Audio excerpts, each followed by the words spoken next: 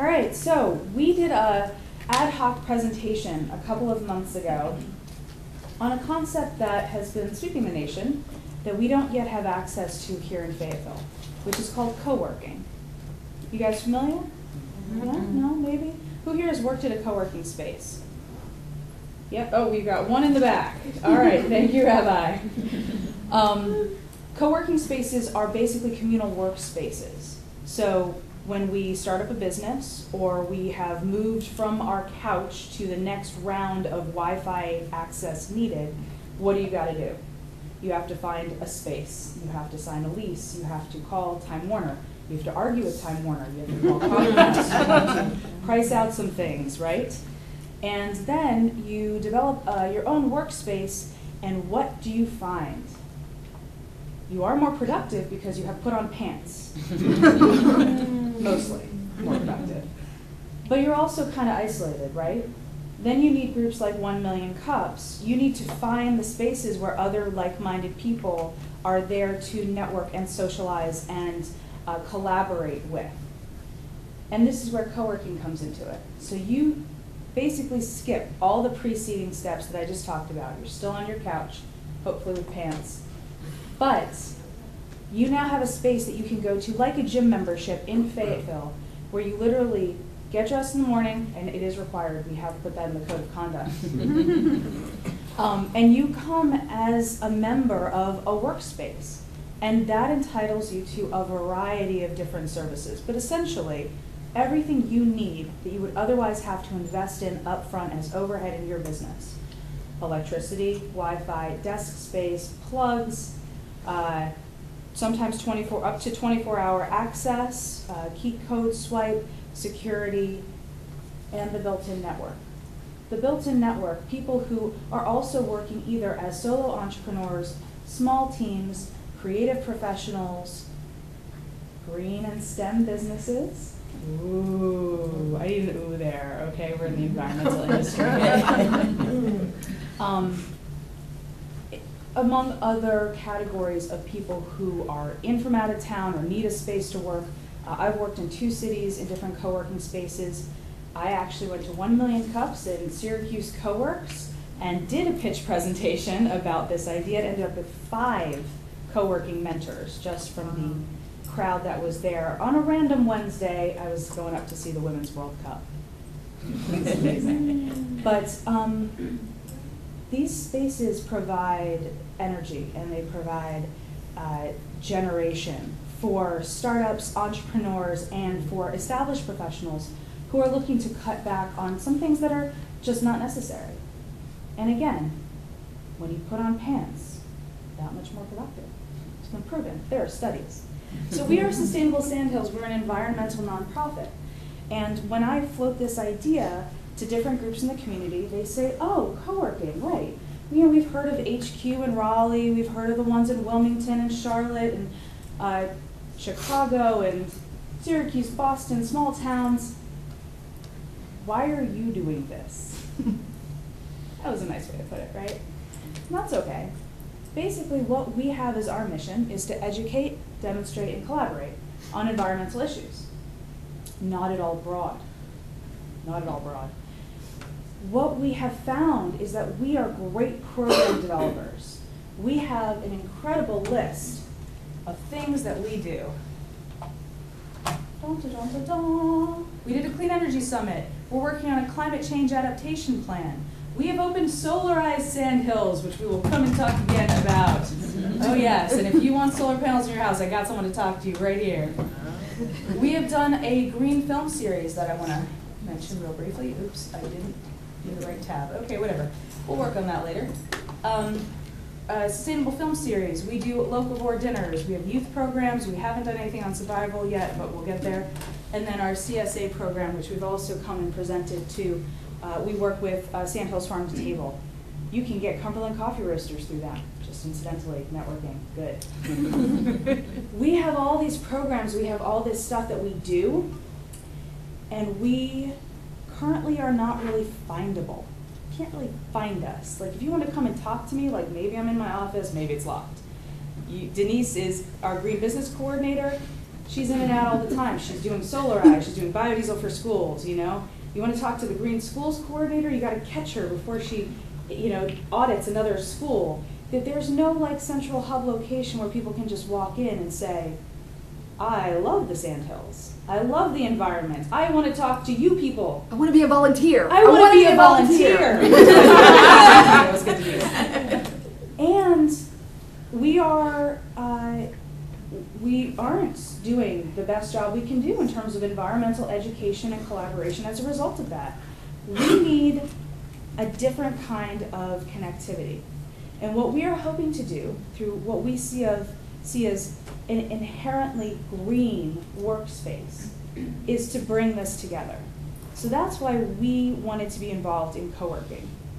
And we are not alone, which is happy, because nobody wants to be alone building a new thing in Fayetteville. This is the Fayetteville co-working community. They are in existence.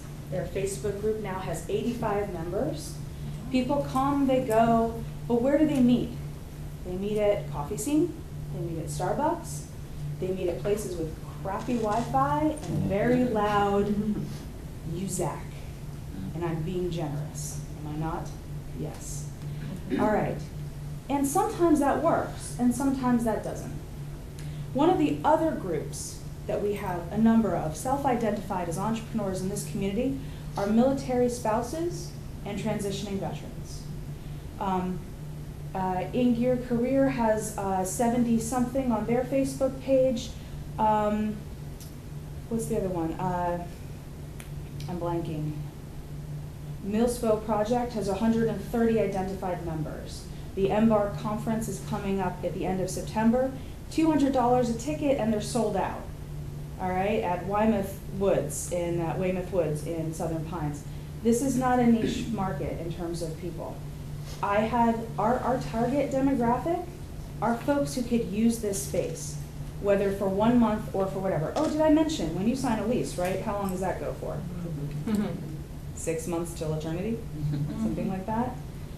Gym membership, 1 month, no obligation. You want to renew? We'll automatically renew your credit card. We got some awesome software. But if you want to cancel, go ahead. It's okay.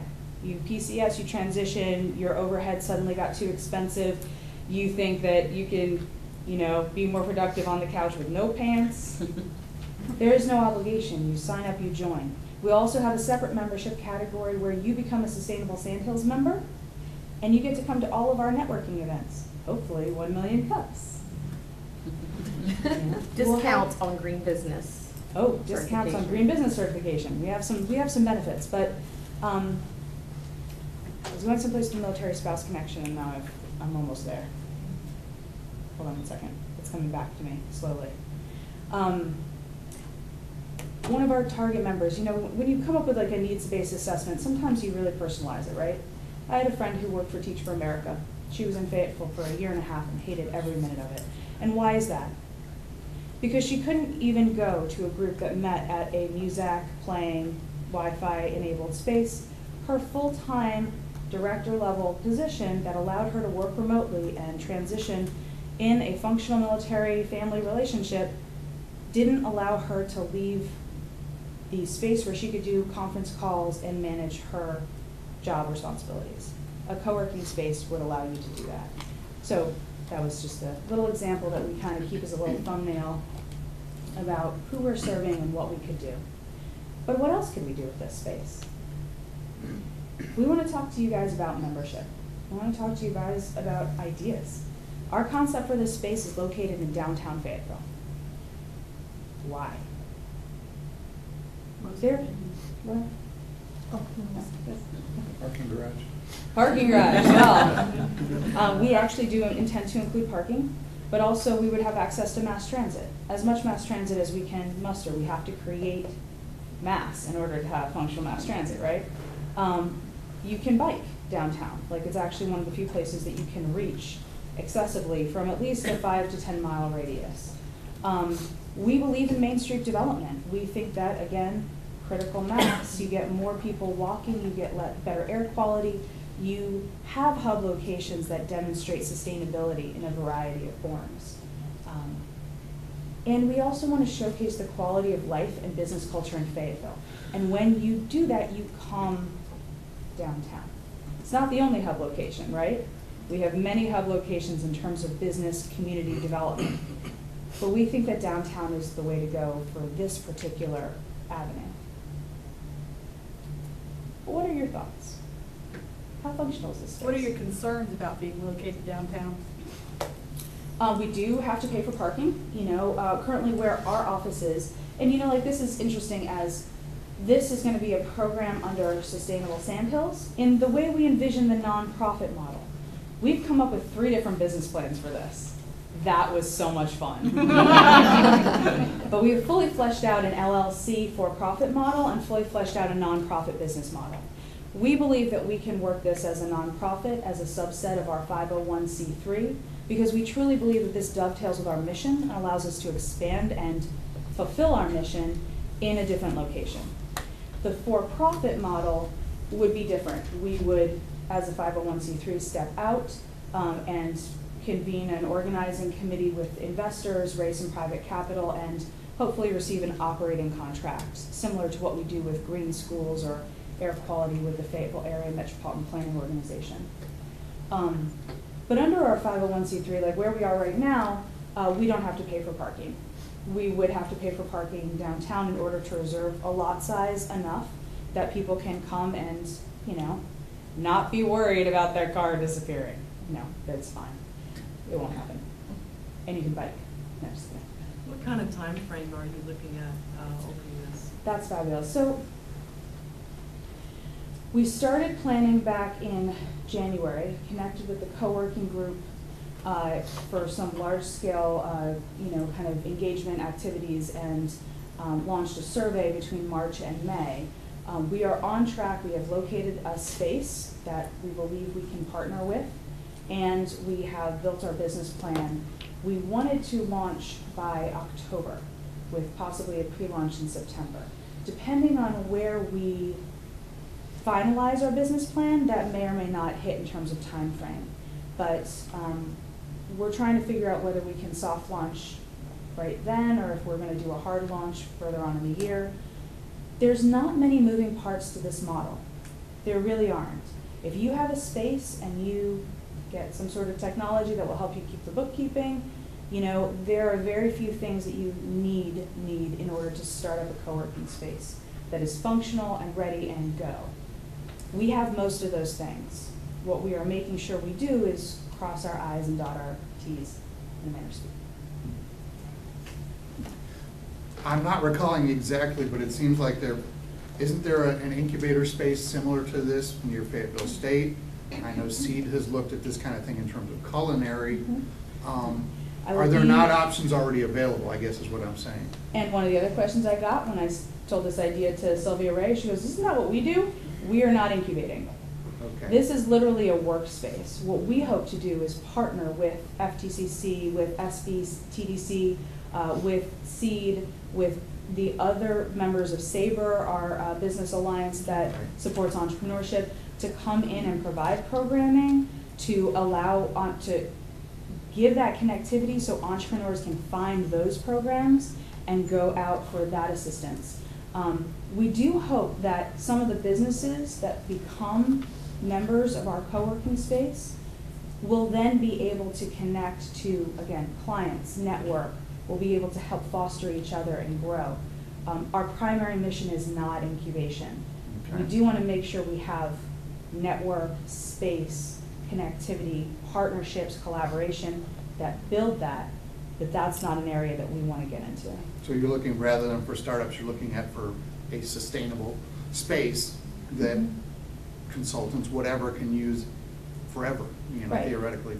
And one of the things that we're prepared to do is we will provide you with how to be a green business consultation as much as you would like. But by operating in our space, you would already have most of the benefits of that in terms of understanding infrastructure and things like that. There's a question right there. Yeah. You mentioned that you were considering operating it as a 501c3 or for-profit. I kind of have two questions. What will determine the decision on how you operate it, and if you decide to operate it as a 501c3, Do you see potential grant funding available for that? So most co-working spaces that start up don't start up as 501c3s because the very act of becoming a 501c3 is a barrier. We already have that. We've had our 501c3 since 2005, or 2000. We started up in 2003, and we went through the process and we got it. We've already invested in that infrastructure.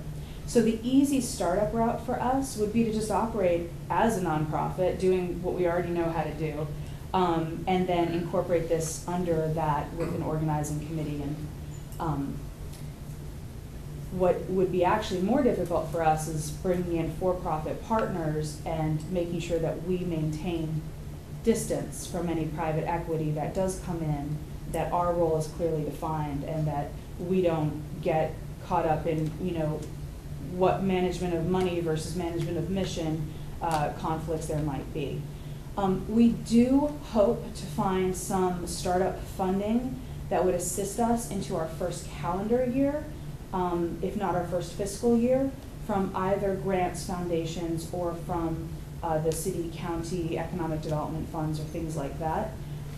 We haven't made an ask yet, and our proposal timeline, because why would we come up with this idea within the framework of getting our proposal in, right when they're building budgets? No, that wouldn't happen until after the first of the year, so when the new budget comes in. And I also wanted to say one more thing. I know you had a second part of that kind of question. So what determines that is basically whether we can, with comfort and with the startup capital that we currently have access to, launch, or whether we are dependent on additional partnership investment. And I mean investment in a very nonprofit way, like, hi, I think this is a great idea. I would like to invest by giving you money, not invest like I expect a return. If that can happen, then we'll start that way. If it can't, we have this other model. We want this for the community, so whether this works under our 501c3 or a different method, we're all right with that. Yeah. And I also just wanted to go back to your question for just a second. So there is a food incubator that's coming in through SEED. There's also a maker space called Tesseract Point. We think that there's not all the industries that will fit under our co-working space. So we anticipate a lot of collaboration. You could run your catering business out of our co-working space in terms of the bookkeeping, but you can't make cupcakes where we are located. And if you want to redesign some computer equipment, man, do we have the space for you, and it is not us. So we want to build that and foster that, and think that that would be a multiplier as opposed to conflict. Did I answer your question? Yeah, I had another, it led to another question. Sure, what's up? Okay, so if you go the for-profit business model, and it's a great idea and I love it, and you get all this community support from the various organizations, who can help out and have a benefit in it, once you get past the startup phase, do you see the community support from these various organizations as what is going to continue to fund the project financially, or is there some other model, say like a membership model or some other plan to have it get to the point where it's self-sustainable? Yes, our plan is to have this self-sustaining. Actually, our budget projections are based off of some very interesting variables. We tried to be as conservative in our estimates as possible, which brings us to end of fiscal years next, at the end of FY16 with a negative $2,000 operating cost, but we would be positive in cash flow by the end of the calendar year. And that's just based on what we could do right now, and again, fairly conservative numbers. But yeah, the membership structure is basically you become the community member, Sustainable Sandhills member, and you get to come to our Friday afternoon networking and maybe some other stuff, like that we build in as part of our business connectivity programs. You'd be invited to anything that we have that is, more of a exclusive business invitation, but you wouldn't be allowed to come network. You would come co-work rather. You would definitely allowed to network, can't co-work. You'd have to buy a membership, which we think are going to start about $75 a month. And then we have upscale for different types of spaces. We don't have a lot of differential spaces in this location. That's something that we're gonna have to build as need develops. But yeah, no, we foresee this being sustainable. Would part of that space include a conference room? So that Yes. these folks can, Two conference rooms equipment fully like wired. this, so that you could do a Yeah. nice presentation? And we are looking for soundproof booth areas so that people could do conference calls and whatever whatnot in comfort and not sacrifice the ability to be there. I have a question Yeah. about your key mission statement, Key because mission I statement. found myself confused as to whether you are promoting more green space, green connected businesses, or whether you are providing virtual workspace, because both of those are two huge pieces to focus on. And I found myself confused as to really what your mission is from the beginning. Our mission is to provide environmental education, demonstration projects, and collaboration. Under this program, what we would be doing is providing inherently green workspace, so that involves energy conservation, water conservation, green cleaning products, air quality, and this is something we already do through our green business certification program. We would take this a step further in terms of providing it's not virtual, it would be in physical space access for any type of business who wants to embrace those values. But you don't have to be a STEM-related green business. We are too small as a community to separate out as a very industry-specific co-working space. We are open to any business within the kind of industries that we can accommodate, which is more office administrative, laptop, web-oriented, in terms of what our space can accommodate. But you don't have to make a further commitment to green. We'd love it if you would, but it's not necessary. Did that answer your question? I think so. Yeah? Okay. Jerry Mack. We all know what typically works in other markets.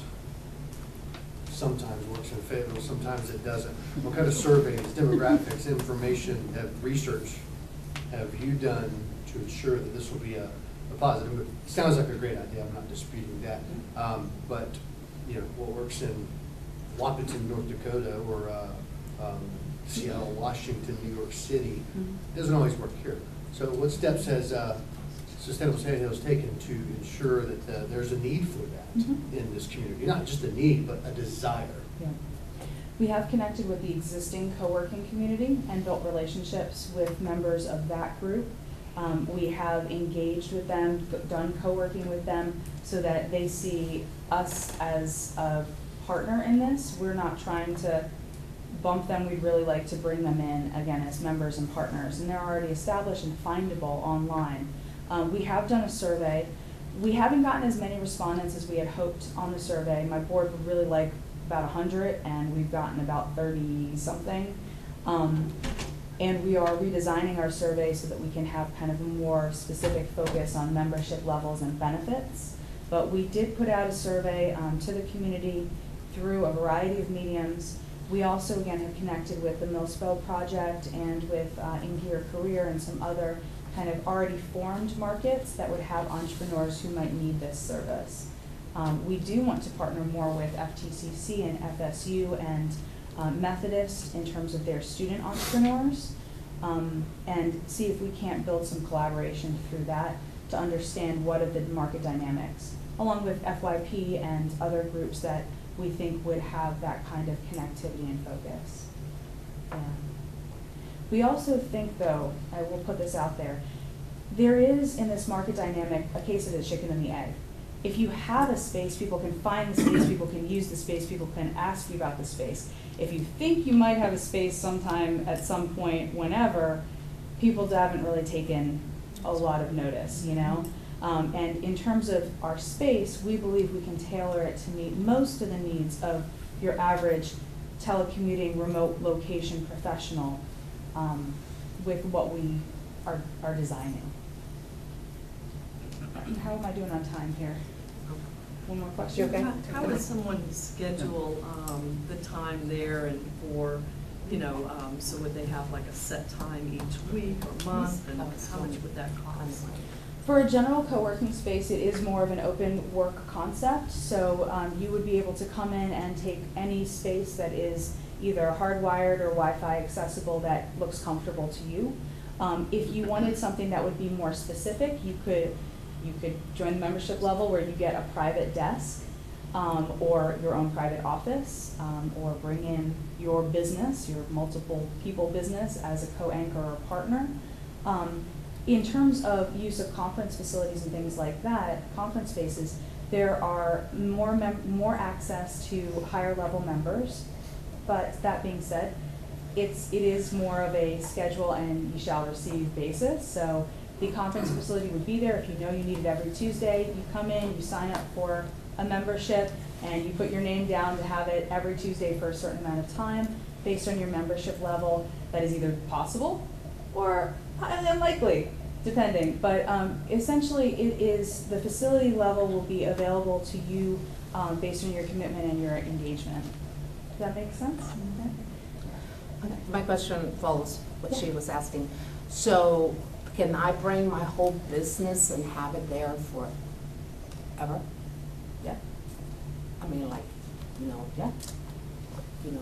Cut that lease Yes. and. Yeah. Okay. If you have a bookkeeping business and you, she actually does, so that's you could reserve your own private office or your own private desk. You could have a locked filing cabinet that's right there that we would provide to you. Your property is secured. We are, as part of our code of conduct, asking everyone to carry their own business owner's liability insurance. That is something that is just the cost of doing business. But that being said, we will have a system where you can have your own phone extension, you can have cloud storage. Like, there are things that will basically just build and cut up that lease, and if you want to stay with us for the next 9 years, I'm in it. Okay. One more. I have a quick question. What are your hours? Is it 24 hours, 365, Monday through Sunday, 9 to 6, 8 to 2? Right. How does that help out with someone who isn't as flexible with their time, but they need that 40-hour or 50-hour work schedule? Mm-hmm. So right now, our plan is to operate the office where we would have a staffed front desk, basically from 9 until 5. But with higher level memberships, you would get key card access that would enable you to access the building up to 24 hours a day, 7 days a week. When you run your own business, right? Who's the one who's getting the stuff out of the storage shed Saturday morning at 6 o'clock in the morning? Who's putting it back 9 p.m., 10 o'clock, It's over there in 3 the in the back. morning, Sunday? It's in the back. We understand that there are some businesses that are going to need that kind of access and flexibility, and this space is basically your space. So we build it so that it's functional.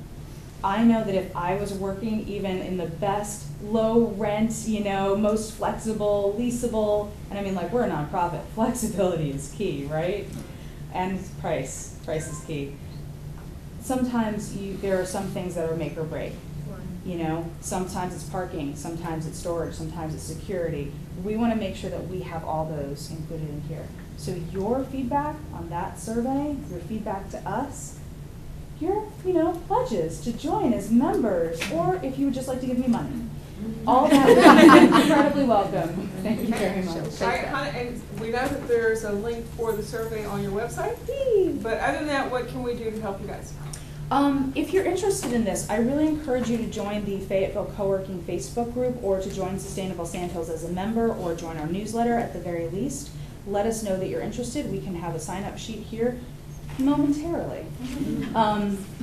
Essentially, we are trying to build our membership face first. So we have the membership, we have the interest, we have the space, and we are hopefully launching in the next 2 months.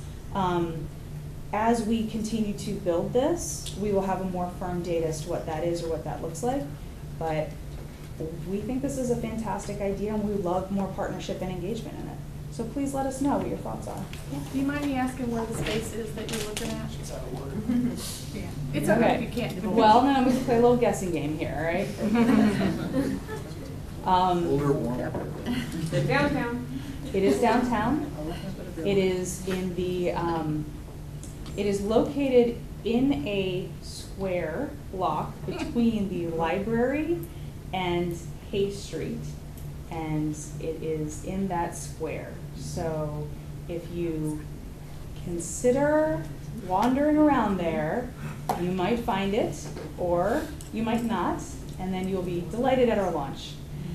We should have some pre-launch activities though, where we do tours of the space and people can kind of see how our concept is evolving. Okay. Thank you. Thank you.